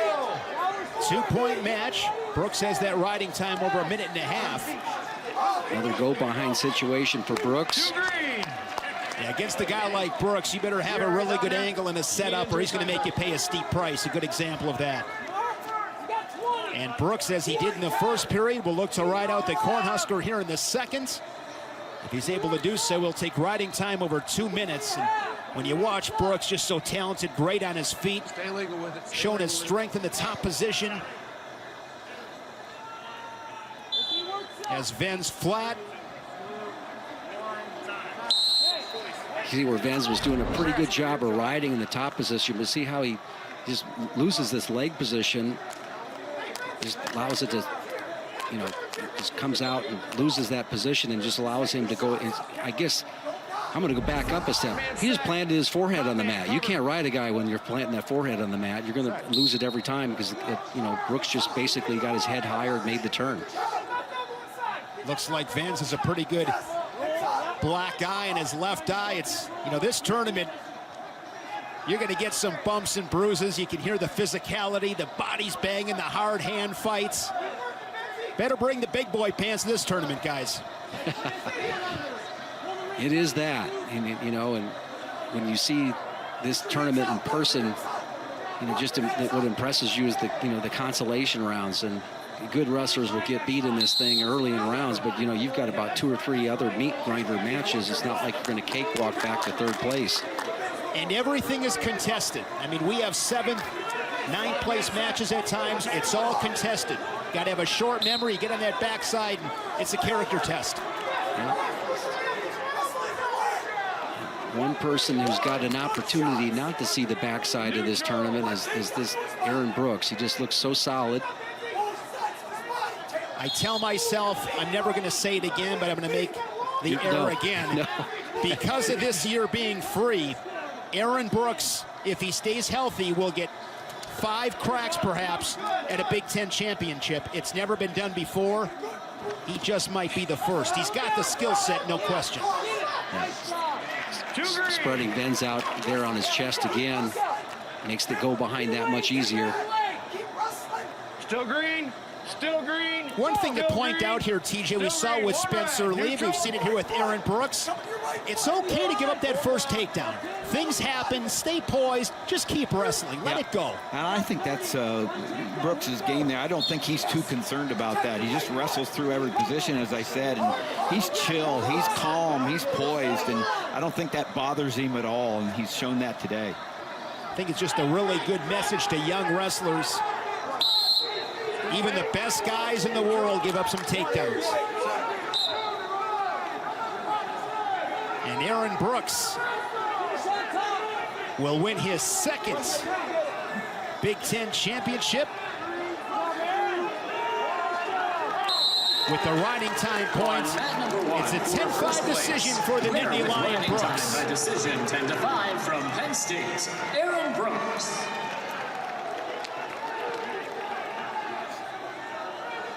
See Casey Cunningham and head coach Cale Sanderson trying to get Aaron over to Ray Flores and get some comments from the Big Ten champion at 184 pounds. Solid performance.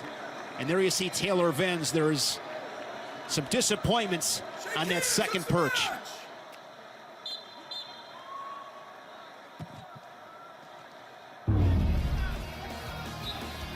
Aaron Brooks getting it done here with that single leg finish, the answering takedown he had on that go behind, and he ends up getting a reversal in this situation. Benz is a little bit, you know, he's tough in the top position. He didn't think that was necessarily going to happen, and then the rest of the time he's stuffing his head and getting these go behinds for a nice win. And Ray is with the 2-time Big Ten champion, Aaron Brooks. Thank you very much, Shane. Aaron, congratulations on your second straight Big Ten championship. Is this one extra special because it is here at Penn State on your home mat? Yeah, of course, you know, being home with my fans, my teammates, and family, getting able to come. And also just, you know, this year, just knowing why I'm wrestling for God, to go out there and glorify him and everything he's blessed me with. You have shown your superiority here in 2021, but you did face some adversity in the quarterfinals of the tournament with an ankle issue in the quarterfinals against Nelson Brands. How were you able to fight through that? Like I said, just putting it in God's hands and, you know, trusting in him, and that's where I get my peace from, to come out here and compete and wrestle free. So things like that happen. We get hit with adversity, but, you know, with God in your corner, you get through those things. Aaron, congratulations on your second straight Big Ten championship. Thank you.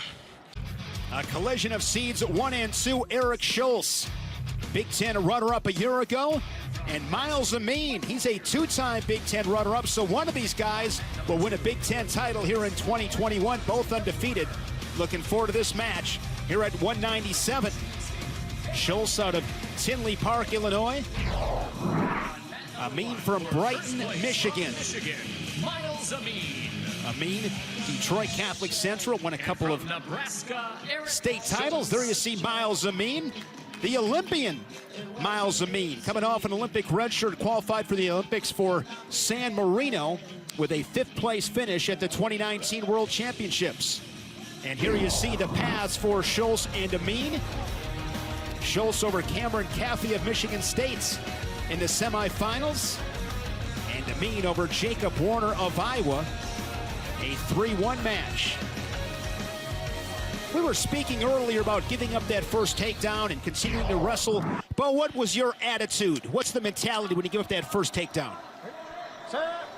Yeah, very interesting enough. We've seen Spencer Lee, Eierman, Sasso, and Brooks all give up the first takedown and all come back to win. So, you know, that's something that just shows the grit and determination and just the will to keep wrestling in the match, because, you know, I would say it's a high percentage of guys who get the first takedown generally win. So it's cool to see that in the finals with these tough competitors being able to give that up and then come back and get wins. We'll see if that trend continues here in this 197-pound final. With that win from Aaron Brooks, the #1 seeds 8 for 8. Schultz, a #1 seed here at 197. We'll see another #1 in Gable Stevenson at heavyweight. Here's Amine with a leg attack. Nice job here by Amine. He's usually likes to attack below the leg, but he's going to go ahead and switch to a double, and he just keeps his lower body churning and is able to roll Schultz over onto his hip and collect the takedown. Really did a nice job of getting in and then keeping his head really, really tight to the hip, using it as he cut the corner, came across, cut across, and got that too. Well, you know, this is a style matchup here for Amine. That he likes to, you know, attack to that leg that has the knee pad on it right there, and he ends up. That's where Schultz likes to go ahead and really push his underhook. We've seen him really dominate, you know, matches physically, I guess would be the right way to say, with a lot of his opponents at 187, because he's been able to drive with that on that right-hand side. But Amine doesn't give it to him and just walks into that leg. Schultz, 2020 runner-up. He fell to Colin Moore of Ohio State. That was the Buckeyes' 3rd Big Ten title. Only Bo Nickel kept Moore from getting 4. Look at Amine's technique of staying away from that right-handed underhook. He threw his head to the outside of it, controlled the elbow. Doesn't get caught pushing in, and now all of a sudden, beautiful shot. Drives all the way through, caught Schultz reaching a bit. Still green. Couple of takedowns for the Wolverine Amine. Good start, up 4-1 inside of a minute first period. A couple of years ago, Amine was at 174. He looks all of the 197. We wondered whether he would be able to. There's Coach Sean Barnett, and he said he's in the weight room, he's training hard, and then, of course, he's going against Abinator and Derringer and the weight training focus. He's everything he needs to be at 197. In the first match we saw him, I mean, after the layoff with the Olympic red shirt year, he wrestled the beard freshman from Penn State. You know, never really got an offensive attack off, but was able to go ahead and be the wily veteran and catch Beard in a couple of counters. But, you know, then you begin to worry about, well, not worry, but just wonder about, you know, Amine at 97. And then he had this match against Cam Caffey that we saw on the network, and he's lit him up. And Caffey's a pretty solid wrestler. We talk about him being the wily veteran right there. There's Schultz in on that leg because the last 2 times Schultz has been a little over-aggressive. And Amine was, he basically pulled Amine right into his legs. Bo, like Amine, you were a 174-pounder and ended at 197. What was that transition like? For me, it was pretty natural. I mean, I was growing a lot through college, kind of matured a little bit later. So, you know, obviously hitting the weight room and adjusting to the different paces of the match was important, but it felt pretty natural for me and, you know, not forced at all. So it was definitely a good move for my career. Amine 2 takedowns, doubling up the Cornhusker. And he'll take a 4-2 lead to the second period. Here's another look, Bo, at that takedown from the Wolverine Amine. Does a nice covering ground on his shot, making sure he's getting the corner here. He's trying to protect his ankle. And with the finish, just continuing to rotate, windshield wipe the feet, and then cover the hips right there for 2. Solid technique by Amine there. I like that. Windshield wipe the feet. Good stuff. Amine starting second period on bottom. Neutral. And a quick escape. And Amine tacks on another 5-2 now, the lead. Everything's been quick for Amine here. He came out with a sense of urgency and has really done a nice job of executing. Amine, 2-time Big Ten runner-up, fell to Mark Hall of Penn State in both those contests. 3-time All-American. He was 4th in 2017, 3rd in both 2018 and 2019. And here he is again on the attack. I think what makes Amine a little bit unique is that you start hanging on his collar tie, he's going to catch that reach and drive back in and get to the shot. And he did there, didn't finish, but a lot of guys will try to back away from that or, just duck out of it. And he tries to use that reach and use that, goes right into his shot. And he's been very successful with it. Schultz has shown a lot of improvement during his time in Lincoln. He's been to the tournament a couple of times, 2-2 record at those events. But last year, he really took some big steps up, didn't he, Tim? Yes, he did. And right here on this corner, it's important for Schultz not to lose that shoulder. Nice job, stalemate. See, Sean Bourmet was a Michigan man himself. NCAA finals for the Wolverines. Speaking of Michigan men, the Amine, the whole family, they bleed the maize and blue. They really do. And such great tradition. And Mike, national runner-up for Michigan, the father of Myles, and we saw Cam earlier, the freshman at 165, and his dad, Sam. They all were Michigan Wolverines. Get out of fingers. Malik Amine, another Amine that was in the lineup. He was wrestling in Italy this weekend, I believe. Yes, and had he fought well and had a good tournament. They've just been a great family for wrestling and for that part of Michigan and for the Wolverine tradition. Center. The second period comes to a close. Stop. And they're great entertainment when they're in the crowd, right, Jim? Well, I've said this before, but nothing gets your heart rate up faster than watching your kids compete. And it's fun watching the Amine family all get behind their sons. Green. Cover and hold. Here we go. Remember, you got 2 cautions. Hold it. But I want to ask you a question. Just now we saw Sean Bourmet. Speak about the communication and the importance of the corner and the athlete. I think that, that's definitely, if there's a break in the action or something like that, it's important. But I would say at this point, most of the coaching's done. The mid-match adjustments are left to the wrestler. And as a coach, you can only do so much. But at this level, I would say, the preparation prior is much more significant. During the match, it's up to the guy to go out there and get it done. Yeah, I think the coach is just basically trying to give the athlete reminders of things that they've already worked about, talked about.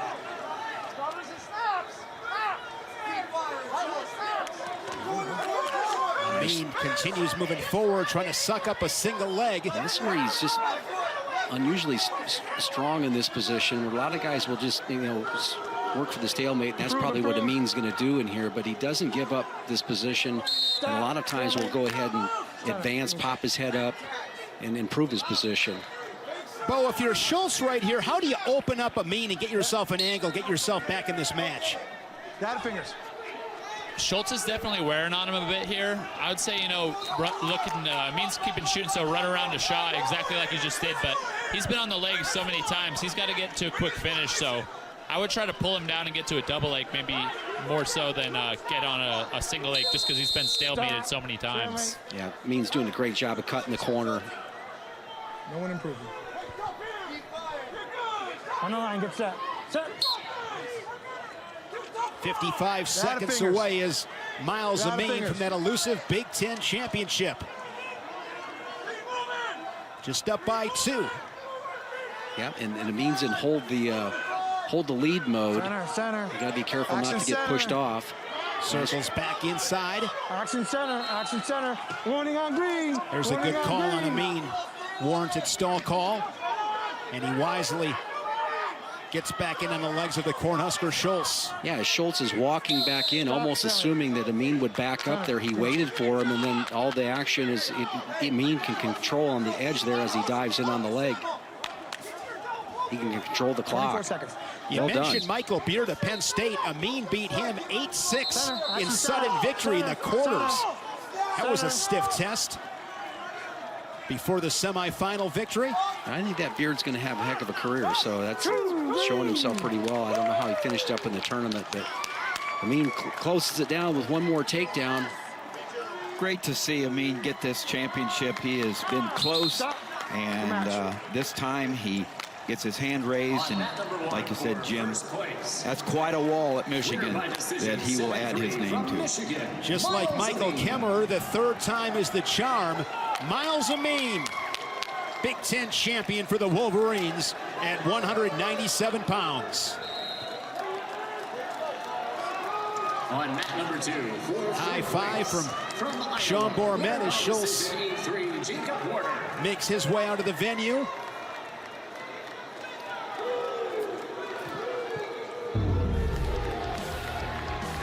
Pretty solid body of work right there with this finish. In the first period, switching off to a double, getting the shot right there on the counter action, switching to the far ankle. He just seemed to have Schultz measured all the way through the match, and this little go behind at the end in the 3rd period was pretty impressive as well. 7 points. The nice thing about Amine is he can win that. You can win a title with that type of style here, manufacturing points. Let's send it down to Ray Flores. He's with the newest Big Ten champion, Wolverine Myles Amine. Thank you very much, St. Myles. Congratulations on your first Big Ten championship. 2 times were unsuccessful for you. How does it feel to finally add this to your hardware? Of course, it's a great feeling. I came up really short, or really close to winning a Big Ten title 2 years before my Olympic redshirt, but it feels great. But to be honest, I've been writing out a goal for the last several months, and it involves something that's 2 weeks from now. So, job's not finished. Your family is embodied in the fabric of Michigan wrestling. What does it mean for you to don the maize and blue singlet? That legacy, that tradition's everything to me. I thought about that before this match. How do I want to leave my family legacy? And I try to just go out there. It doesn't matter about the wins or losses, but just represent my family, represent the University of Michigan and my teammates the best I can. So, yeah, Michigan is family. Sean Bormet, your head coach, says that you are a leader in the room, that you set forth a wonderful example for the younger guys. Can you tell us about how special of a group these Wolverines are? I consider these guys like my brothers. It's funny, I'm like the grandpa or the dad of the team at this point, being 6 years in. But, the freshmen are like some of my best friends, I love hanging out with those guys. And, right when they come in, it's like you're part of, entering a part of a family. And so, every year it seems like we gain some more brothers, some more teammates. And, we're really putting together something special at Michigan. It's going to be a name that is going to be on the college wrestling scene at the top of the standings for many years to come. Myles, congratulations on your first Big Ten championship. Thank you. The showdown, the top two heavyweights in the country. Gable Stevenson, the reigning Big Ten champion. Mason Parris, ranked number 2 in the country. Of course, a rematch of that Big Ten final in Piscataway, where Stevenson prevailed 8-6. Yeah, Stevenson showed how much maturity he had. He does such a nice job of finding the corners, those outside singles, and it's a clash of styles in a way, because Parris is one of those guys that can shoot underneath other heavyweights and power through. And these two having some fun with each other on Twitter. It was back in December, the RTC Cup. Gable Stevenson beat Nick Wisdowski in that event. Had the opportunity to wrestle the Cliff Keen team with Mason Parris, opted not to, and Mason Parris reminding him, hey, you can't run forever. There you see Mason Parris. Huge improvements last year in reaching that Big Ten final. And Gable Stevenson, I've said it once, I'll say it again, that is a bad, bad man in that Gopher single. He certainly improved himself physically, but you take a look at their journey here. Stevenson had an injury bulk to Lance, and then Cassiope and Parris match here. Parris with the big fall early in that one. Kind of a stunner. These two heavyweights, the head of the class. Heavyweight, a lot of talent in this Big Ten conference, but these two have separated themselves. Gable Stevenson 60-2 in his career. Out of Apple Valley, Minnesota, 4-time Minnesota State champion. Parris, 3-time state champion out of Lawrenceburg, Indiana. Both these junior world champions. Best of the best here at heavyweight. And normally you see Parris looking for a lot of inside bicep tie stuff, but you can tell he's keeping a little bit of distance here. He's working inside. I think Stevenson likes to work off that collar tie. He comes back, see how he worked back to that forearm and got a lot of motion off of that from Parris. How about go ahead. I look at that left arm of Stevenson. That's really just a guide for me. He can attack on a swing single there. He can work with the underhook. He works with the over collar, and he's got a beautiful left-handed high crotch too. And those snaps. So much power. But Jim, as you were talking about the brackets, I was just thinking, how about that path that Parris had, and the poise and the confidence, because it was not easy. He had Kirkflint and Cassiope, but he made it look easy. But that was a difficult path to the finals. And sometimes, yeah, like you're saying, Tim, I think sometimes that's maybe the best. You know, you want to get to these finals matches, but sometimes having that more difficult path, it, builds confidence, and you've been tested, and just go out there and let it fly. We'll see if Parris is capable of doing that. And so far, he hasn't given up anything early. So we know that Stevenson just has that ability. They're driving right through on a straight-on shot. Can Parris get that shin whizzer? He does. Now he's got a 2-on-1, goes with the leg lace. So good work there by Parris on the straight-on shot by Stevenson. Score remains 0-0. There you see Brandon Eggum was an All-American as an athlete at Minnesota under Jay Robinson. I think the longer Parris can make this match, the better. Wow. Look at that. That's so cool that he was able to go ahead and read that. You put two hands on him. He's going to go ahead and work with the double post right there. Fell right into a beautiful double leg. Jim, you've been around this sport a long time. You have as well, Tim. Have you seen anything like that at this weight class, that kind of speed and quickness? Well, I'll tell you what, the thing I haven't seen is the effectiveness of the shots. He's got about a 75% completion rate on his shots, and that's just out of this world. And there you go, 2 for 2.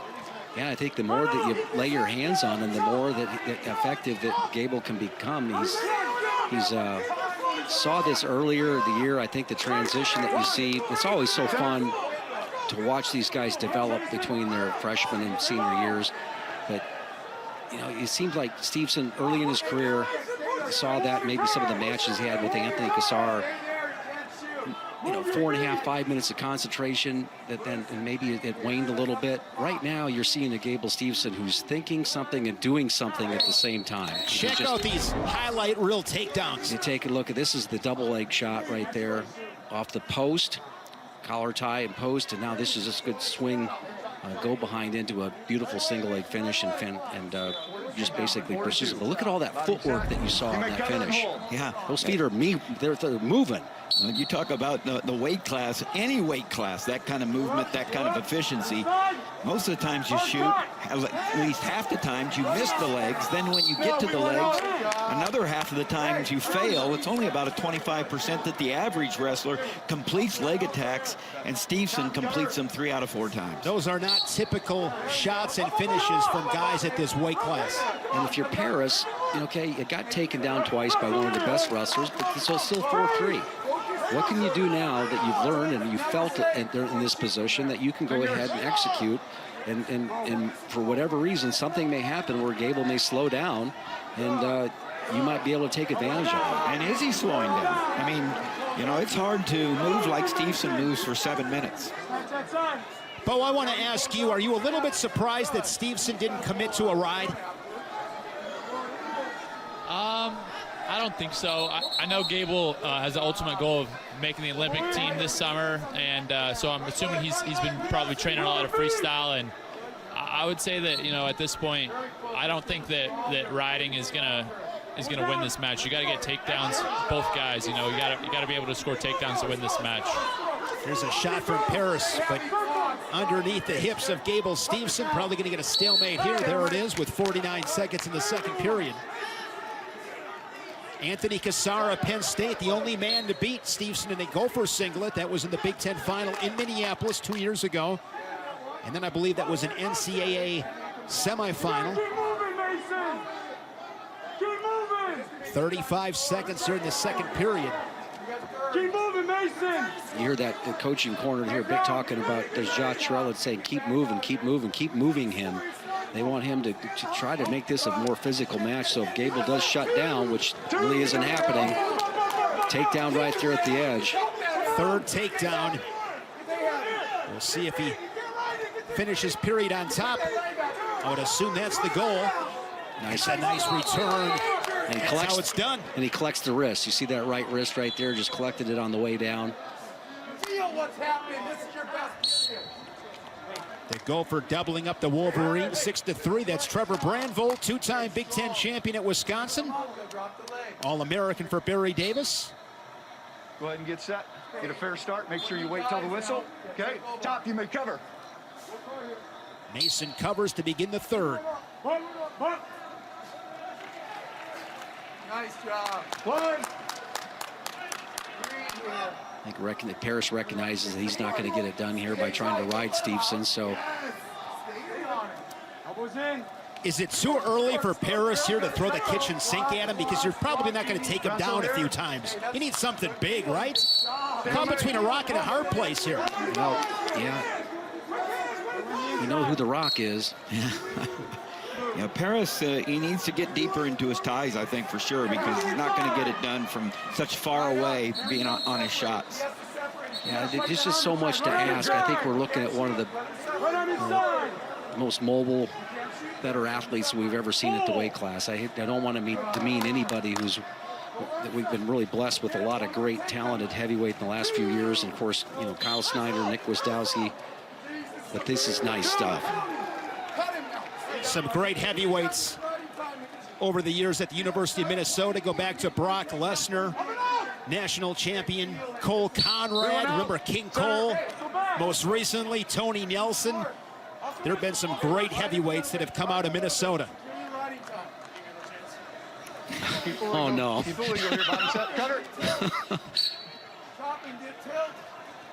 No. He's confident. Yeah, this is...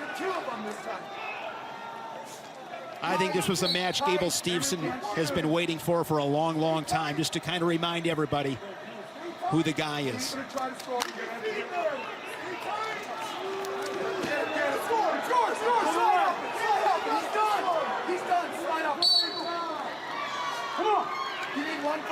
Gable Stevenson looking for a second Big Ten crown. There have been 4 others in these championships that came in as champions and added another to their resume here in University Park, Pennsylvania. And Gable Stevenson is going to make it 5 for 5 in that category. Yeah. constantly looking for points. Now he's taking him to his back.